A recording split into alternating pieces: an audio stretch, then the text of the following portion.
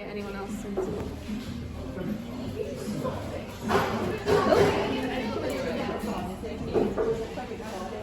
Hello everyone and welcome back to a new Mega Weekly vlog.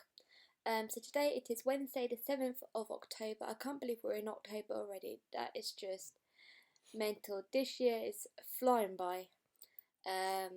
What did I do? So recently on Saturday I went shopping with my friend. I ate at Prezzo for lunch. It was like a late birthday treat. I had some birthday money as well from my auntie, so I bought some wellies, a new top and a new phone case. I also had, well, this week it's kind of I would say a quiet week. So I had, I worked yesterday, had Monday off. I got to go in tomorrow for a cover shift, and I'm working on Sunday. I've got Friday off, and I've got Saturday off, and I'm currently cuddling my Lily Rose. We're gonna go for a walk soon, so that's why she's all over me at the moment, like you little. And next week I'm pretty much working Monday, Tuesday, Wednesday, Thursday and Friday I have off, and then I'm working on Saturday and I've got Sunday off. But we're now getting into the Christmas season, so we are currently busy, but that's good. I mean, it means I'm getting paid and keeping myself busy throughout the week. But I just want to come on here and just say a quick hello, and hopefully I will catch up with you all very soon, especially if my dog's not doing that. But yeah, I'll speak to you all soon.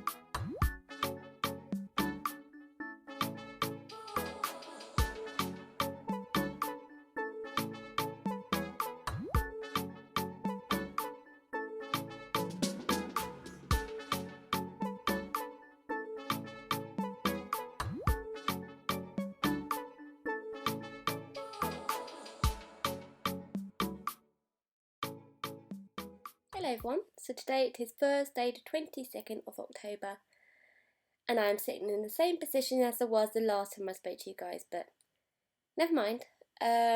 So what's been up to recently? So I think the last thing you saw was when I went to Chessington, and that was last Friday, and that was a really, really good day. I enjoyed myself so much and I went on so many rides, which is what you've just seen, and I had a really great day. I was absolutely exhausted by the end of it, but luckily I had the Saturday and the Sunday off so I could rest myself. This week's been quite quiet, but it is about to get really, really busy.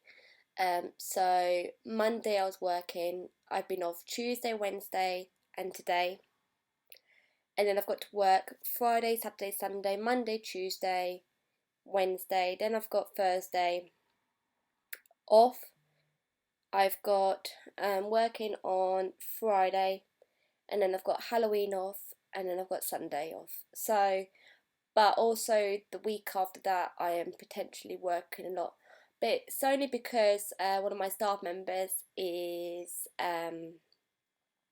taking like a 2-week holiday, because when we're at work we've got to use our holiday hours, and my next one is not until November, so she's taking up 2 weeks holiday. So it means that obviously we're down to staff members, so we've got to step in. But that's good, it means more money, and also that it just keeps myself busy. So that's pretty much it. I think I am actually going to end this mega weekly vlog here, because of, I think the only thing I'm going to film is Joivan's mentor session tomorrow. So you get to see a little clip of that, as usual, which you'll get to see like sort of what I add into the mega weekly vlogs, or the mentoring and not the mentoring, the monthly highlights video. So yeah, you get to see that. But also with half term, I don't think I'm actually filming much because obviously I'm at work. So so yeah, so it's really a quiet month, this one. It's not a lot of things have been happening.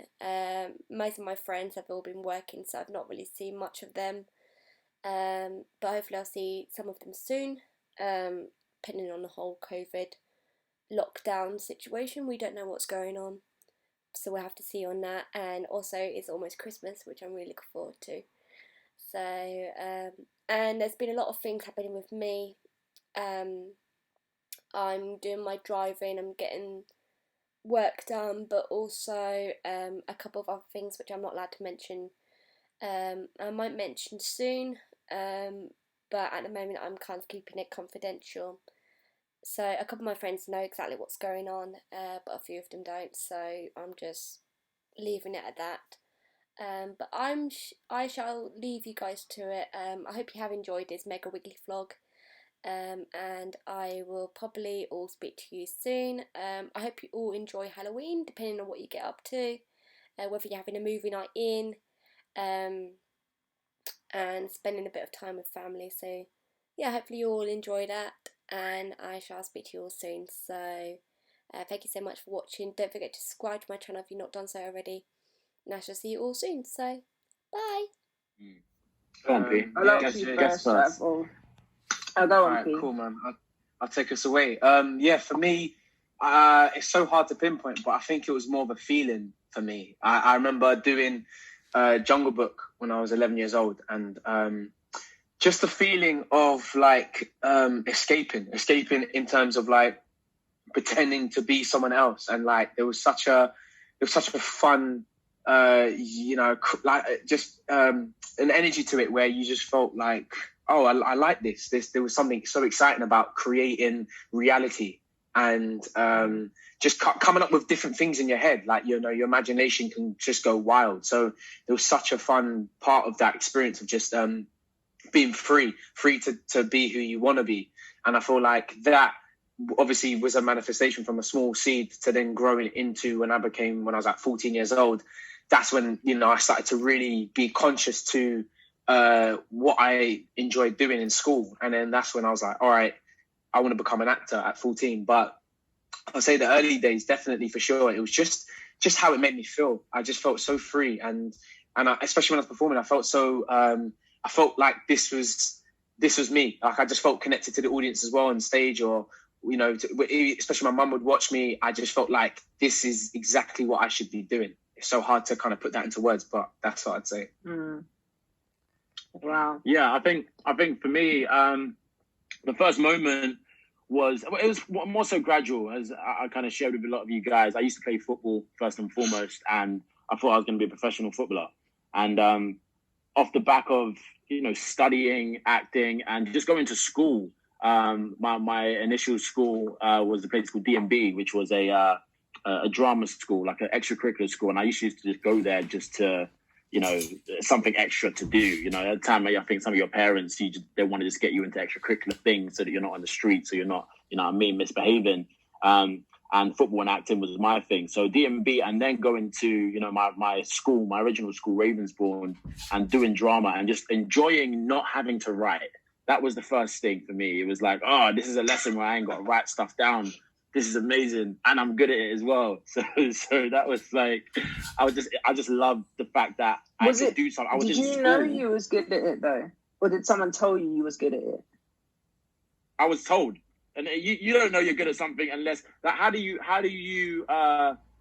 quantify being good at something, right? There has to be some kind of score sheet or something to be able to comparable to be able to put you across. And something like acting is subjective. So until someone actually says, "Oh, you're actually a good actor," then you don't know, or you have a film which does very well, or people come back and see you. These things, or when you're in school and you're just doing plays, I went off the fact that I got an A in drama, or I got a distinction, or and those things then tell you, okay, you're good at this. And on top of that, I enjoy it. And only when it got to the point when I was still playing football at the time, and then I realized, I actually love acting more than I love football, and then made the decision to say, okay, cool, I'm going to go from this. And this for me was when I was also like 14 years old, and I was a late bloomer in terms of, having my birthday at the end of the year. So then, applying for the Brit School and going there when I was 15 was that seamless transition for me where I met my brother, and here we are over 10 years later. So yeah, man, that was the initial for me. And in terms of people, Will Smith, as I said before, Will Smith is and was my idol within acting, and looking at him and being like, I want to be the Fresh Prince. I want to be the Fresh Prince of London. You know what I mean? I want to make people feel that way. So yeah, that's definitely the opener for me. Hi guys, hi Joivan, hi Estelle, hi Vashti, hope you guys Hi. How you doing? Very well. Thank you. So my uni flatmate, Rafia over here, she had a question for you guys. Hi guys. So basically my question is, how have you dealt with setbacks in the industry, and how have you been able to overcome them? Very good question. So I think setbacks, how we've dealt with, so myself and Percy, we've had many setbacks, many situations, can't count them on two hands, couldn't count them on four. We've had a lot of setbacks, as I think everyone has, really. And I think the way that we have dealt with them is the understanding that it's a process. I think everything that happens, right, and the way to always look at something is always a shift of perspective. The reason why you look at something in a certain way and I look at something in a certain way is only based on our perspective. Is a glass half full? Is it half empty? That's based on the way that you see it. So even when you look at a setback, we talk about failures and we talk about losses and we talk about taking an L, right? But what does it actually mean to take an L? If I told you that, okay, in order for you to be able to, direct this movie, you're going to have to make 7 or 100 mistakes so that you could learn what it means to do something right, so that when it comes to the big stage, you know exactly what you were doing. When you were going through those losses or those mistakes in which were taking place, you wouldn't mind. You would be like, oh, cool, well, this is nothing bad. This is just a learning experience. I'm just in school. When you're in school, when you're going through and you're doing a test or you're learning and you get a test answer wrong, you don't look at it and say, oh, this is the end of the world. You just find out what the right answer was. And then when you retake the test, now you know what it was. But you had to go on that experience, and you had to have that experience in order for you to look at it in that way and learn from that mistake to be able to then take that test and do it properly. I see all of these L's and all of these different situations and setbacks as lessons, as opportunities for me to be able to grow and become the person in which I need to be in order to then pursue and do what I want. You know, you asked for something specific. I want to be in Hollywood. I want to be an actress and I want to be in great movies. Okay, well, what if I told you you're not ready for that? And what would make you ready for that is that you need to do 5 short films, and then you need to do 4 TV shows, and then you need to do 3 independent movies, and then you'll be ready. Then you'll stop being frustrated that when you're going up for these massive Hollywood blockbusters and you're not getting them, you wouldn't feel any type of way, because you realize that, okay, this is not a problem. This is just a process. And so it's about identifying and looking at something that you would deem as a problem and realizing, no, this is not a problem. It's just a process. So when we go through these setbacks, let's just position our mind and our perspective a little bit differently to understand that, okay, I need to go through this. And don't get it twisted. Do everything in your power in order to be able to, you know, make sure you're in the position of progress and of power and to be able to do the right thing and put you in that position.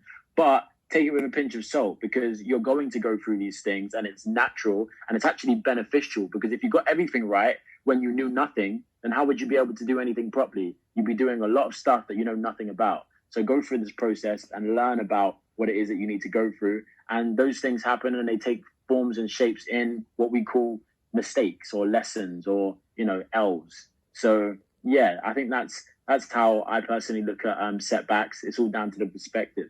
P? And yeah, just something that we used to do between myself, Joivan, and D. We'd sometimes sit in a room, the kitchen at Joivan's house, and we'd laugh. We'd actually just try and find jokes around the setback that just happened. Like basically just you understand. When we did that as well, you just realize how small and insignificant that thing is. That thing can't. You know, I'm gonna laugh at this thing that is an L, and we're gonna laugh about that, and then afterwards we just be like, yeah, man, you know, that has no weight and status over what happens next. We know that that's just a moment that is supposed to happen, like Joivan said. And it's this thing about, you know, if you're a believer of everything happens for a reason, and you know, this thing about coincidence, you know, I believe that every setback, you know, for that we had was a part of our journey. We had to go through that long route because, you know, it was important that we had to go and learn how you hold a camera and edit and do this and do this and do this. All of these skill sets that we picked up, that would never have happened. That would never have happened had we not had the setback. If Youngers and Channel 4, if they gave us our TV show, we would never have learned all the stuff, all the magical stuff that we know now. 100% guarantee you. And that's why we survived today, is because we have that know-how, because we just took that perspective and ran with it completely differently. Even down to, sorry, I just want to add to that, even down to, you know, Man on the Wall, right? And we birthed our own show and created and produced our own show on YouTube, put it out there. We done that because we wasn't getting the roles that we wanted. We could have looked at that as the setback, as the L. I'm not getting cast in the movies or the TV shows that I want. But then that positioned us in a way to then say, okay, because I'm not doing that, what's the solution? I'm going to go and make my own show. We make our own show, but that's actually what was meant to happen, because now we have our own production company, and we would have just been just actors. We would have never been, you know, creating and having any companies or being in any position to be able to do anything like what we're doing now, had we just booked the first role that we went for and then just been on this acting journey like some of our counterparts and some of our friends, and which is great for them because they're like, look, all I want to do is act. But I personally picked up a love for producing and creating and making our own work and telling stories and being able to deliver messages. And had we not had that L, then we would never be in the position we're in now. So now every L that we take or every L that happens, we look at it and we say, oh, okay, this is great. Oh, this is setting up. Oh, this is wicked. You know why this is wicked? We didn't get that show because we're setting up our own show, because we're going to have our own production company in 4 years. So God wants to teach us how to create and how to make our own show from scratch, so that when we get to the big stage, we're able to do that. You know what I mean? So it's just perspective, and taking that on board will help you tremendously.